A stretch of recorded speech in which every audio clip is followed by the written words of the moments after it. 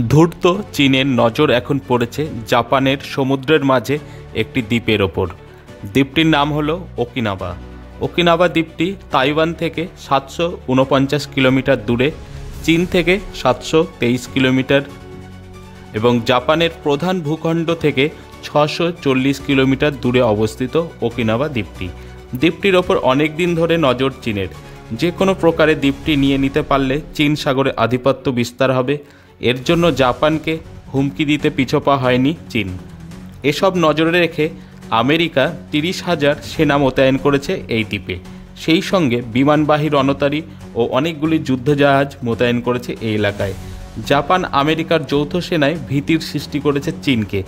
চীন খুব গোপনভাবে এই ওকিনাওয়া দ্বীপের বাসিন্দাদের কান ভাঙানি দেওয়ার চেষ্টা করছে, যাতে চীনের দিকে হয়ে যায় এই দ্বীপের বাসিন্দারা, তাহলে হাতছাড়া হবে দ্বীপটি জাপানের থেকে। Bureau report, Kolkata. এ বিষয়ে আরও জানতে কলকাতা সমাচার চ্যানেলটি লাইক করুন, সাবস্ক্রাইব করুন ও বেল আইকনটি প্রেস করুন। ধন্যবাদ।